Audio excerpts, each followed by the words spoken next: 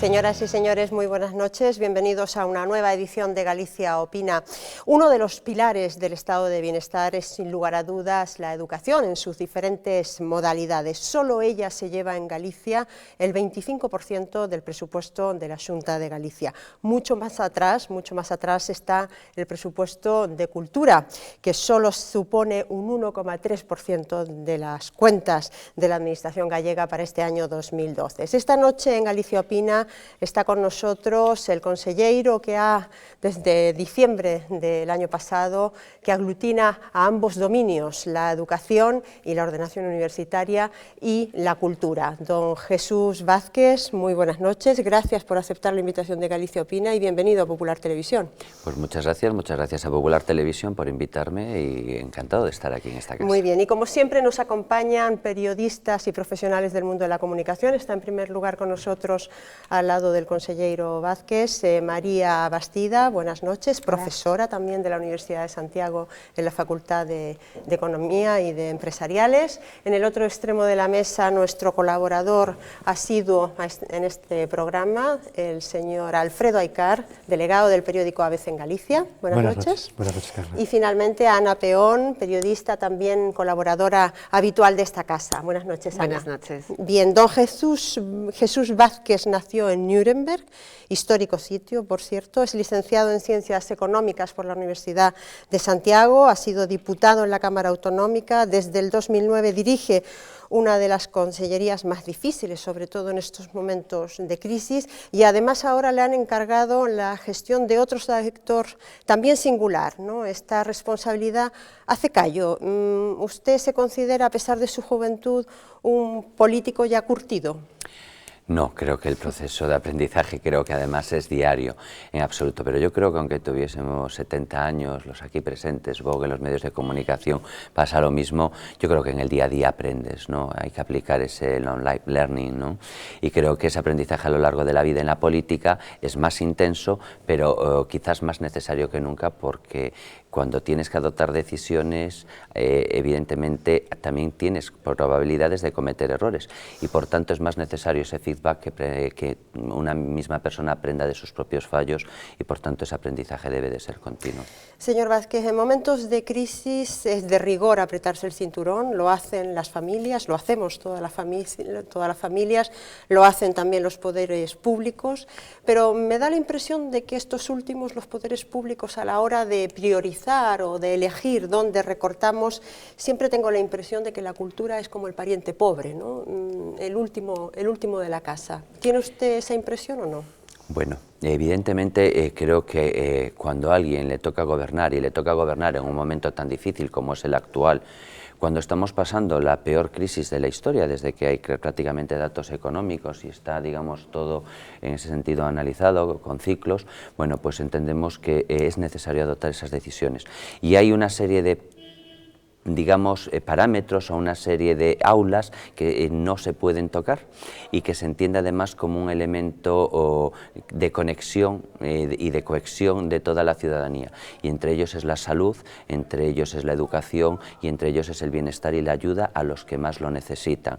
Y en ese momento hay 5 millones y algo de desempleados, con más de 1,5 millones de familias que no reciben un ingreso, y por tanto creo que a la hora de priorizar, pues es de recibo priorizar hacia ciertas áreas. O sea, que había que recortar en cultura. Es que en ningún momento se está hablando de recortes. Creo que lo que le compete a una administración es hacer un uso eficiente de unos recursos que en estos momentos son más escasos que nunca, son escasos para las familias, son escasos para las empresas y es escaso para la administración, que es uno de los grandes afectados de esta crisis, porque sí que es cierto que los primeros que la padecen son las familias y a veces hay esa concepción de las familias son las que lo están sufriendo, pero la administración en este momento está pasando unos malos momentos. Los ingresos, digamos, bueno, sin decir, los ingresos de la comunidad autónoma están a niveles del año 2006, con servicios y necesidades del 2012, con 5 millones de parados, con más de 5 millones de parados en España, ¿no? Y además con una capacidad de inversión muchísimo menor porque los precios son muchísimo más elevados. Por lo tanto, la dificultad de gestionar en estos momentos y de apretarse todos los cinturones. y de ser solidario. En este momento es un momento en que toca ser solidario y de ser realista. El Parlamento de Galicia acaba de aprobar hace tan solo una semana, 10 días, las medidas de ajuste a las condiciones laborales de la función pública, de los trabajadores públicos. Los empleados de educación quedaban excluidos, ¿no?, de estos recortes. ¿Usted está en condiciones de garantizar que los salarios de los profesores no van a ser recortados en lo que queda de legislatura? Lo que sí es cierto es que nos encontramos, me gustaría aclarar esta situación, con una ley con un carácter temporal, y lo que busca esta ley es garantizar precisamente esos servicios públicos. Nos encontramos con una comunidad que es la comunidad más saneada de toda España. Nos encontramos con una comunidad que está intentando pagar y que va pagando lo que debe. Y nos encontramos con una comunidad que, a pesar de esta situación de crisis, tenemos más, digamos, bienestar que hace 3 años. Tenemos mayor nivel educativo, tenemos mayor nivel de prestaciones sociales. Pero tendremos que recortar un poquito más este año. Pero según los datos que se manejan hoy del 1,5% de las comunidades autónomas, en ese ¿no? sentido, Galicia ha hecho los deberes, llevamos 3 años haciendo los deberes, y en el sector de la educación, por lo que compete al área que tengo a bien, en este caso, llevar, pues llevamos 3 años también pidiéndole esfuerzos al profesorado, haciendo ajustes, tratando de reorganizar los recursos que teníamos, tratando de actuar también con eficiencia con los recursos públicos, porque no nos olvidemos, si no actuamos así, el siguiente paso sería recortar, y precisamente el gobierno de Alberto Núñez Feijóo lo que no ha hecho en estos momentos ha sido recortar el estado del bienestar social. Hemos intentado ajustar y eliminar ineficiencias, y entre ellas también en la administración, adelgazándola, llevando a cabo un segundo plan de eliminación de lo que es los entes paralelos, eliminando altos cargos casi en un 50%, los gabinetes, podría decir que en el gabinete de mi consellería, pues un porcentaje elevadísimo. Es decir, hemos intentado actuar de aquella manera que no repercuta en lo que es la acción directa del ciudadano. Y, por ejemplo, en educación podríamos estar hablando de que hay más comensales, más comedores que nunca, hay más niños transportados que anteriormente, tenemos más ciclos de FP, más PCPI, más tecnología, o tenemos más lenguas extranjeras en las aulas, a pesar de estos momentos de crisis. Hace pocos días, un par de días, los 3 rectores de las universidades se quejaban de la falta de apoyo y la falta de fondos, sobre todo de fondos para la investigación. Galicia tiene 3 universidades.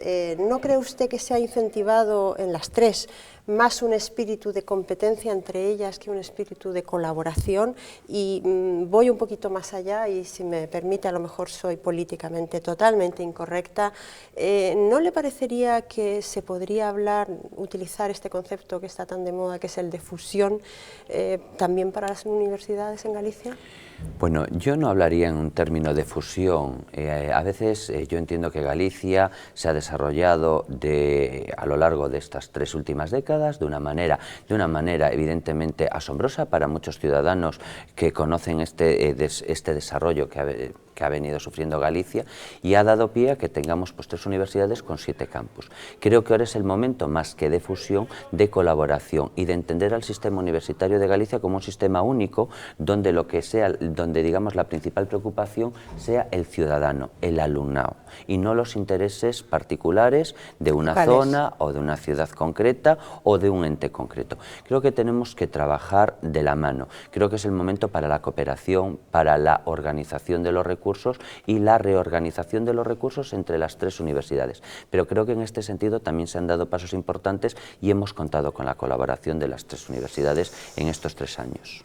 ¿Usted cree que es posible que lleguemos a hablar de una gran universidad gallega con campus? Creo que es posible que se hable de un sistema universitario de Galicia fuerte y de un sistema universitario de Galicia eficiente, internacionalizado, y de un sistema universitario de Galicia que le dé una respuesta adecuada a los gallegos y a los que no son gallegos que quieran estar en nuestra magnífica comunidad. Eso supone no competir entre ellas. Eso supone que es necesario que compitan entre ellas, pero es necesario cuando se accede a los recursos que incluso la competencia entre universidades es positiva, porque eso va a hacer o va a permitirnos lograr una mayor eficiencia. Si precisamente estuviéramos en un sistema donde no se compitiera entre ellas, sí que podría dar lugar a ineficiencias. La competencia bien entendida es positiva. Que tengamos 3 universidades que compitan por superarse es positivo, pero la competición entre universidades no quiere decir que no busquen como eje común la atención a nuestra juventud. Ese es el primer eje que los debe de guiar, dar soluciones al estudiante, y en ese sentido la cooperación y la colaboración es la primera estrategia que tiene que ser entendida entre las propias universidades. Su predecesor en la Consellería de Cultura, don Roberto Varela, paralizó las obras del Gaiás. Entiendo que evidentemente esa era una decisión del más alto nivel, también a nivel de presidencia de la Xunta de Galicia. En junio se inauguran 2 edificios que estaban todavía pendientes. ¿No le parece que con esta paralización se desvirtúa de alguna manera el proyecto que en su momento Manuel Fraga había ideado? Bueno, yo creo que es cierto que la Ciudad de la Cultura nace bajo unas circunstancias concretas. Es cierto que hemos tenido unos años maravillosos a nivel económico, de un crecimiento económico significativo, y es cierto que hoy en día era necesario adoptar medidas valientes llegadas a esta posición donde todavía falta por construir 2 edificios y donde en este momento tenemos 4 hechos, 2 inaugurados hace 14 meses exactamente y 2 que vamos a inaugurar en el mes de junio. Y fue una postura muy valiente de mi predecesor, pues al anunciar a la sociedad gallega que hasta el 2014 pues esos 2 edificios que faltaban por construir se paralizarían a la espera, en primer lugar, de tener un plan estratégico que saldrá a la luz muy próximamente y por otro lado a la espera de que también la situación económica cambie, y será en el 2014 cuando haya que adoptar una decisión probablemente decisiva en aquel momento, pero que en todos casos esa decisión supuso un ahorro para las arcas gallegas y de 77 millones que nos ha permitido, por otro lado, dedicarlo a otras actividades como hablábamos antes de la sanidad o la educación. ¿La Ciudad de la Cultura es una inversión prioritaria en estos momentos? Creo que es una inversión... Lo que está hecho, digamos, darle contenido a lo que está hecho. Creo que es importante que la sociedad gallega perciba la Ciudad de la Cultura de Galicia como algo propio. Y por otro lado, que es hora de que también rentabilicemos una inversión que se ha hecho durante prácticamente 10 años, o sin ser prácticamente. Por lo tanto, es el momento de que haya retornos para la propia sociedad gallega. Es momento de rentabilizar y de centralizar nuestros esfuerzos en estos 4 edificios y darle una alternativa a esos 4 edificios de manera que la sociedad y la cultura gallega lo entiendan, por un lado, como su propia casa. Por lo tanto, la Ciudad de la Cultura se tiene que convertir en la Ciudad de la Cultura de todos los gallegos. Tiene que ser la Ciudad de la Cultura de la innovación y de la creatividad.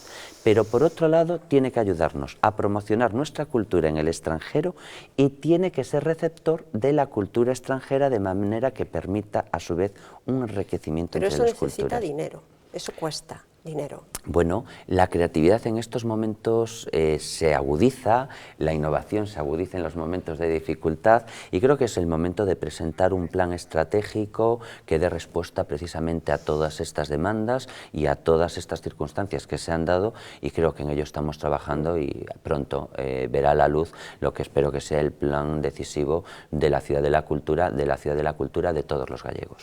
Señor Vázquez, hemos hablado de los rectores de las universidades. Me permitirá que le haga una pregunta absolutamente de actualidad. Esta misma mañana todos los gallegos se han desayunado con la noticia de que el rector de la Universidad de Vigo ha sido imputado en el caso Campión y que está llamado a declarar el próximo jueves ante la jueza Estela San José, que es la que lleva el caso Campión. ¿Cuál es la valoración que hace usted de estos hechos? Bueno, pues siempre acudimos al típico tópico de creer en la presunción de inocencia, pero en este caso realmente lo digo con todo el corazón. Tengo una muy buena relación con el rector de Vigo, creo que ha sido un colaborador firme en muchas de las decisiones que ha adoptado la Consellería de Educación. El rectorado de Vigo ha estado ahí siempre con una capacidad de diálogo y de negociación muy importante, y desde luego lo primero que he hecho también esta mañana pues ha sido hablar con el propio rector. ¿Y estaba bien de ánimo?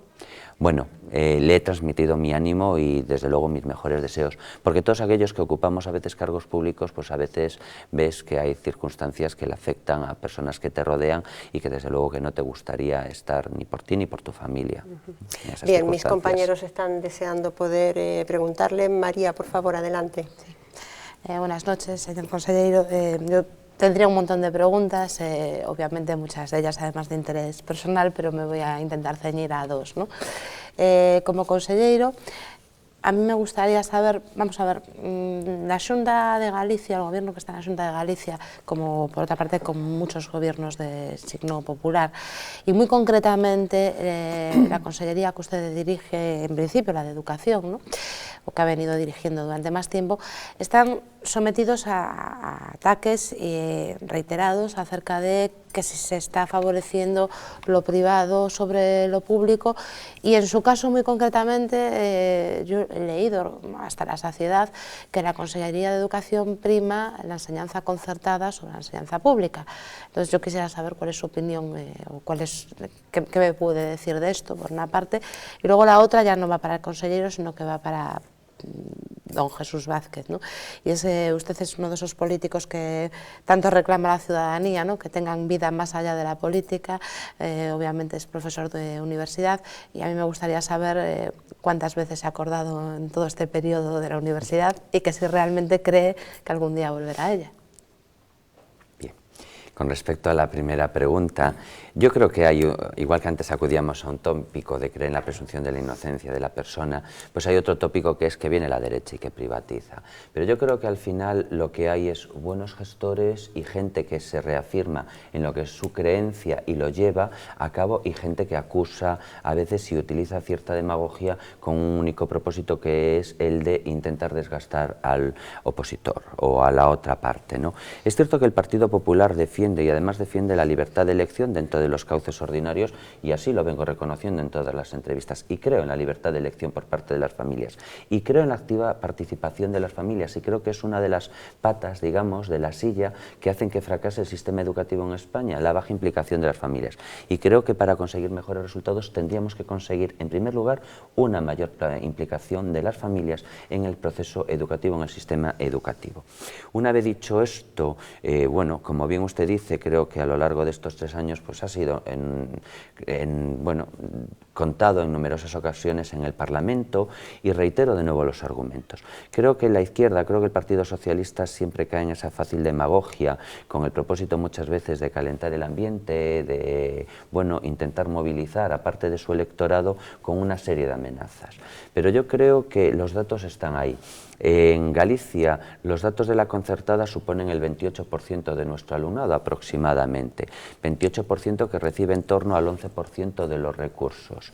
Y creo que con respecto a los datos del plan de potenciación de lenguas extranjeras, el plan Avalar, yo creo que los datos han quedado ya encima de la mesa una y otra vez, donde nosotros apostamos por un sistema educativo de calidad, donde nuestro objetivo es que todas las familias se vean beneficiadas, y hay familias que deciden, y deciden así libremente, elegir un colegio público X cerca de su casa o en unas condiciones o en unas circunstancias determinadas, y hay familias que les gustaría optar pues a unos determinados centros o a un centro concertado por un motivo o por otro, y creemos que eso sería lo positivo. También, una vez dicho esto, entendemos que es necesario tener un sistema público muy fuerte, que cuente con un apoyo muy importante de la Administración y que desde luego contribuya a que el sistema educativo general pues sea un sistema educativo de excelencia, ¿no? Pero reitero que al final a los políticos, a los gobernantes, a los que adoptan decisiones, creo que se les recuerda por una, dos o tres cosas concretas, ¿no?, y por los resultados que dan, independientemente de a veces pues no puede caerte mejor o peor, la cercanía, su grado de honestidad que se presupone o de honradez, pero creo que al final te van a reconocer o te van a recordar por 2, 3, 4 cosas. Y desde luego lo que sí van y que sí me gustaría que se tuviera claro es que en estos 3 años, a pesar de la situación económica dramática que vivimos, pues lo que ha habido es una apuesta muy clara por el sistema educativo en general, pero por el sistema educativo público en particular por parte del gobierno de Alberto Núñez Feijóo, donde hemos potenciado planes como el Plan Avalar, que en este momento, bueno, pues está llegando a una parte muy importante de la población de quinto y sexto de primaria, primero y segundo de la ESO, donde hemos apostado por la potenciación de lenguas extranjeras con 110 centros en este momento y hasta 1.863, creo recordar, secciones bilingües, con más de 40.800 niños ya en este momento disfrutando de ese plan de potenciación y con una mejora en los resultados. Todo parece indicar, así fue el año pasado, que los datos del abandono escolar temprano cayeron en nuestro primer año y medio, 2 primeros años, 3 puntos en Galicia, pasando del 26 al 23,1%. Frente al anterior gobierno, que subieran del 23 al 26%, siendo momentos de grandes disponibilidades económicas. Y todo parece indicar que este primer dato de caída del 26 al 23% se va a seguir dando, con lo cual al final reitero que un político tiene que rendir cuentas. Y eso es lo bonito, cuando puedas encontrarte 1, 2, 5 años después de estar en política, decir realmente aquello que reconocer aquello por lo que tú luchaste, ¿no? Y desde luego nuestra lucha no está en demonizar al sector educativo concertado, no está en demonizar al sector educativo público ni a nuestro magnífico profesorado, y desde luego nuestra lucha está en conseguir que Galicia se sitúe a la cabeza de un modelo educativo dentro de España y también fuera de España. Y en eso vamos a invertir pues las 24 horas al día, los 7 días a la semana. Bueno, habrá que descansar un poquito, ¿no? Bueno, porque si no, pero poco no va... que el sistema. Y con respecto brevemente a la segunda pregunta de universidad, la docencia y los docentes, yo soy un profesor de enseñanza, doy clases en una universidad, soy profesor de público, además educado en un sistema público toda mi vida y bueno, echo de menos todos los días la docencia, porque creo que los docentes somos por vocación y lo llevamos dentro, creo que usted comparte esa misma implicación con la docencia y desde luego reconozco que la docencia, a pesar de que cuando entras dices da muchos sinsabores, creo que la docencia da más alegrías que la política. Da más alegrías que la seguramente política. En estos momentos, desde luego. Ana, adelante, por favor. Sí, buenas noches, señor Vázquez. Yo voy a cambiar a De cultura, registro. de registro, sí. Yo quería preguntarle por el sector audiovisual. Hace unos pocos días hemos visto en la entrega de los premios Goya cómo varias producciones gallegas han tenido el reconocimiento con estos premios. ¿Cómo ve usted al sector audiovisual gallego? Pues lo veo evidentemente en un sector fuerte dentro de lo que es la industria cultural. Es un sector desde luego que ha sido mimado, no ahora, sino que ya viene mimado en esta última década, desde lo que fueron los gobiernos Fraga, que puso en marcha pues todo un plan de apoyo al sector audiovisual, y creo que en este momento está recogiendo toda una serie de frutos, como fueron en la última entrega de los premios Goya, en concreto con la película Arrugas, que tuvo 2 Goya, y el cortometraje Bird Boy, pero que mismo ayer también Lobos de Arga, creo recordar, recibieron también un premio en el Festival de Cine de Oporto. Por tanto, estamos todos los días viendo que el sector audiovisual gallego es un referente dentro y fuera de nuestra comunidad, y ya incluso fuera de nuestro propio país, pues en este momento películas como Arruga está llegando a zonas tan alejadas como Japón, y se está viendo desde luego muy lejos.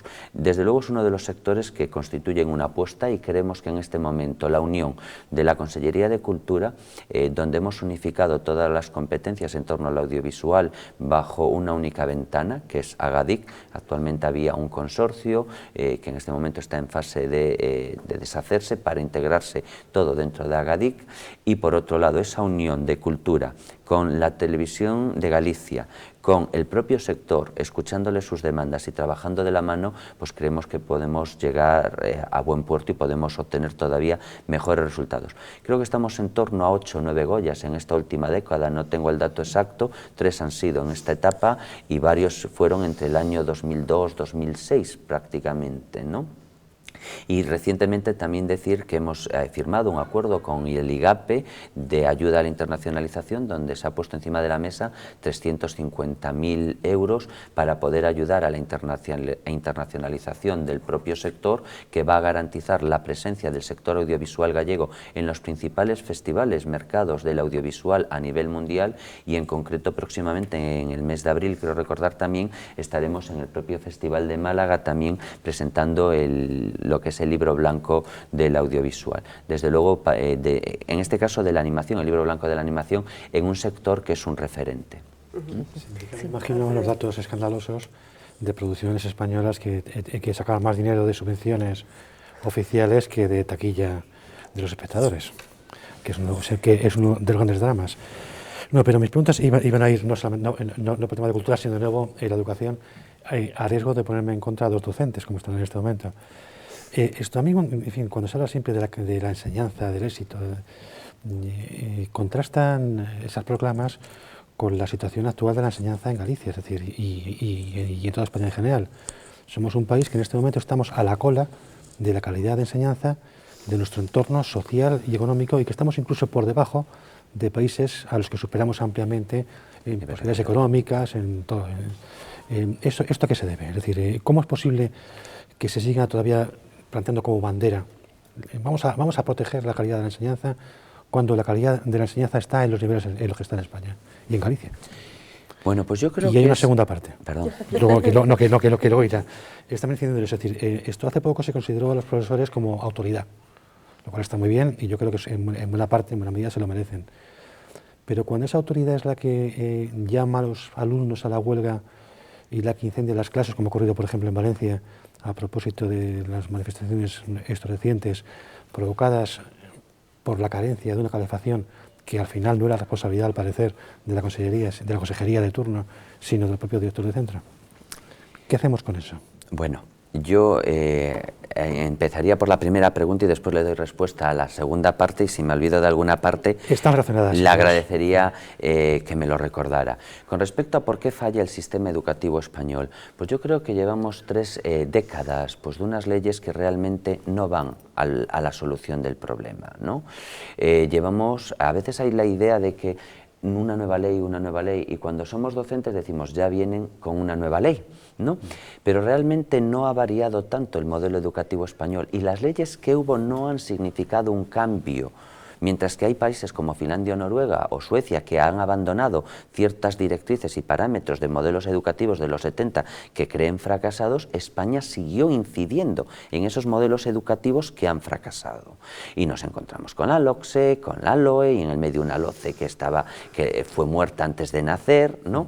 Entonces, bueno, creo que no hemos sabido analizar realmente y no hemos centrado los recursos en aquello que era necesario.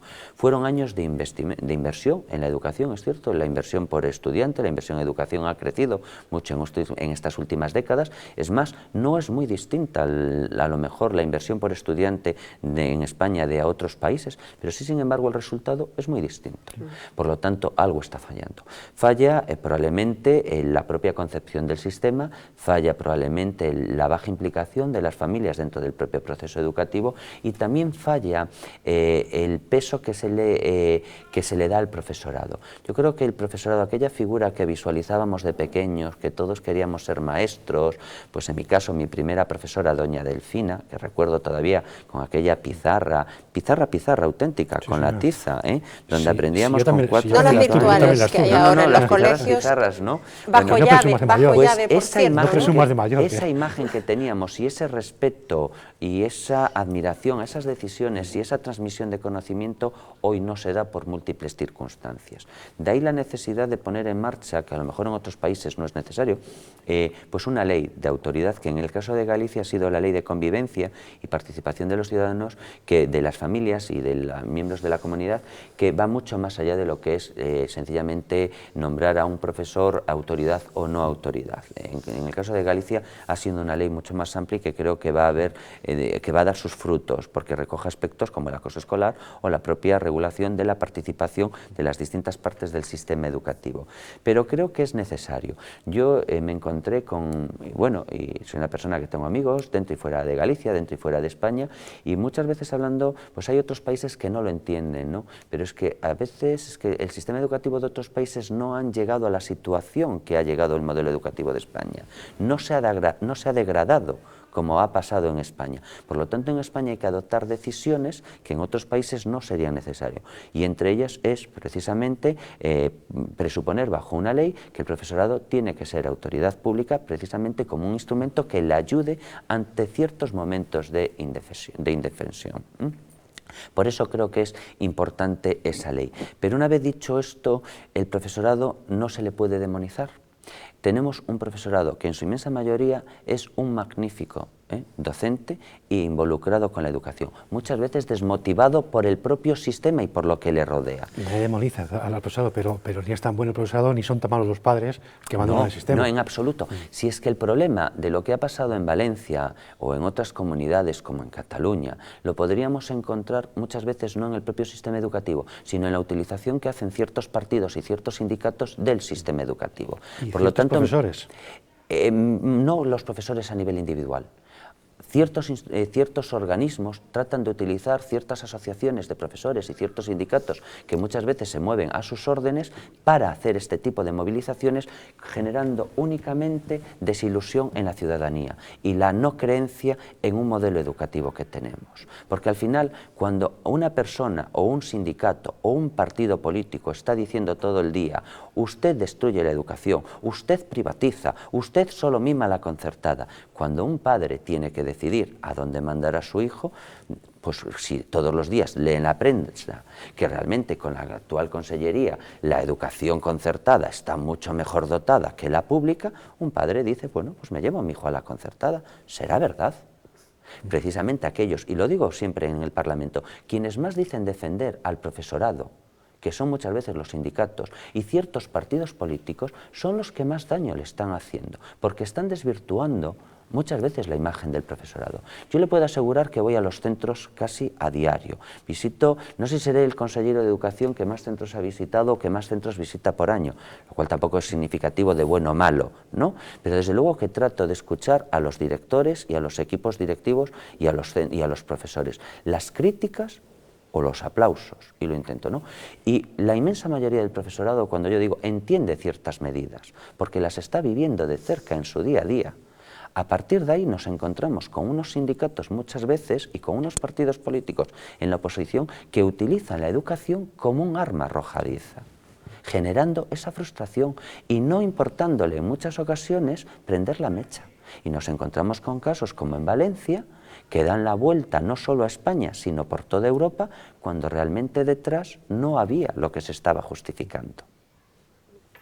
No había nada. Señor Vázquez, una última pregunta. Hablando precisamente del fallo del sistema, ¿cree usted que las reformas propuestas por el ministro de Educación, el señor Wert, concretamente la reforma, la proposición de modificar el bachillerato y cambiarlo a 3 años, primero, va a dar resultados, cree en esa propuesta, y segundo, ¿se va a aplicar el próximo curso en Galicia? Bueno, creo firmemente en la propuesta del propio Ministerio en la medida en que ese programa fue trabajado realmente ya por propios miembros del propio partido al cual pertenezco, ¿no? Usted Por lo está en esa tanto, comisión, era ¿no? conocedor de esas circunstancias y de los cambios, ¿no? En ese sentido. Pero es cierto que todavía no han detallado la propuesta ni cómo nos va a afectar, y en ese momento habrá que negociar, porque muchas veces desde los ministerios se adoptan ciertas decisiones que después repercuten en el coste o en la inversión de las propias comunidades. Por lo tanto, ahí tendremos que hablar, y desde luego confío en que el ministro Wert entable esa conversación y ese diálogo con todas las comunidades sin excepción.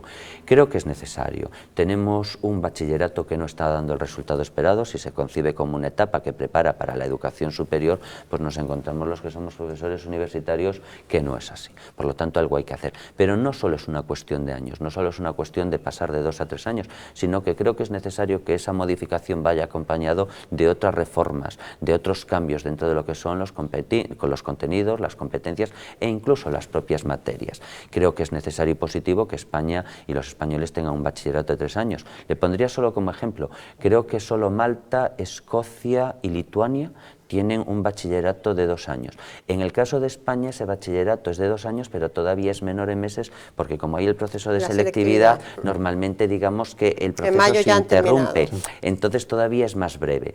Creo que es necesario esa reforma, no solo nos quedemos con los años, sino con un cambio asociado a esos años, y creo que también es positivo desde el punto de vista de la formación profesional media, un reenfoque y desde luego el prestigiarla a través de un cambio en los contenidos y que haga de la educación de la formación profesional media también una opción para nuestro alumnado. Visto lo visto, en el tiempo que estamos, es poco probable que en septiembre empiece a funcionar, ¿no? No, entendemos que es un tema que será debatido con las propias comunidades y con los propios representantes también del profesorado y las propios representantes de la comunidad educativa en el sentido más amplio, de la pública a la concertada, para poder evidentemente llevar a cabo un cambio que espero que sea apoyado de una manera consensuada con el principal partido de la oposición en estos momentos, y que sea un cambio que redunde no en un mero hecho político, sino en un beneficio realmente de a quienes nos debemos, que es de nuestros jóvenes. Última pregunta muy concreta, ¿habrá selectividad en septiembre? Habrá selectividad en septiembre este año todavía, sí. Bueno, señor Vázquez, muchísimas gracias por su presencia en Galicia Opina, le agradezco haberse hecho este hueco en su agenda y espero que vuelva por aquí cuando usted lo desee. Pues cuando ustedes lo desean, será un placer estar aquí de nuevo. Muchísimas gracias y muy buenas noches. Muchas gracias a ustedes. No se vayan ustedes porque nosotros seguimos debatiendo temas del día en 2 minutos. Ahora mismo volvemos.